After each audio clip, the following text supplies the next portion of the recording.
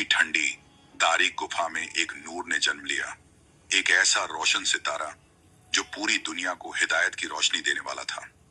और वो थे हजरत इब्राहिम अलैहिस्सलाम। विलादत के बाद उस नेक खातून ने कांपती हुई आवाज में अपने रब से दुआ की, या अल्लाह, मैं इस बच्चे को तेरे हवाले करती हूँ। तू ही इसका हाफिज, इसका मददगार और इसका रहनुमा बन जा। उनकी आंखों से आंसू बह रहे थे। उन्होंने अपने मासूम बच्चे को प्यार से चूमा, उसे आखिरी बार सीने से लगाया और भारी दिल के साथ गुफा के मुंह को पत्थरों से बंद करके वापस लौट गईं। अगली सुबह वो बेकरारी और बेचैनी के आलम में फिर उसी गुफा की तरफ दौड़ी चली आईं। दिल में खौफ भी था और एक उम्मीद भी। जैसे ही उन्होंने पत्थर हटाया तो ये मंजर देखकर उनकी सांसें थम सी गईं। उनका मासूम बच्चा जिंदा था और मुस्कुरा रहा था।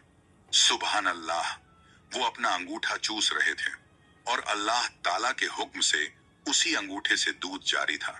ये करिश्मा देखकर उनकी आंखें भर आईं।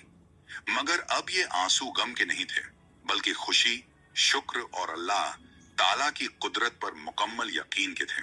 हजरत इब्राहिम अलैहिस्सलाम आम बच्चों की तरह नहीं थे। वो चंद दिनों में महीनों जितना बढ़ जाते और उनकी अक्ल व शऊर हर रोज एक नई रोशनी से रोशन होता जाता। उनकी वालिदा रोज उस गुफा में आती, उन्हें दूध पिलाती, उनसे प्यार भरी बातें करती और दीन की तालीम देती। वो गुजरे हुए अंबिया किराम के किस्से सुनाती और हजरत इब्राहिम अलैहिस्सलाम खामोशी से सुनते हुए हर बात अपने दिल में बसा लेते। उनकी परवरिश का हर लम्हा खास था और वो गुफा जो दुनिया की नजरों से छुपी हुई थी, असल में एक नए दौर की बुनियाद रख रही थी। यूं ही वक्त गुजरता गया और देखते ही देखते 13 साल बीत गए। हजरत इब्राहिम अलैहिस्सलाम अब जवान होने लगे थे। एक दिन उन्होंने अपनी वालिदा से अदब के साथ कहा, अम्मी जान, मुझे भी शहर ले चलिए, मैं उस दुनिया को देखना चाहता हूँ। ये सुनकर उनकी वालिदा का दिल घबरा उठा। उन्होंने फिक्र भरे लहजे में फरमाया, नहीं बेटे, वहां तुम्हारे लिए खतरा है। अभी नहीं, अभी तुम्हारा वक्त नहीं आया। लेकिन अल्लाह ताला की मर्जी कुछ और ही थी।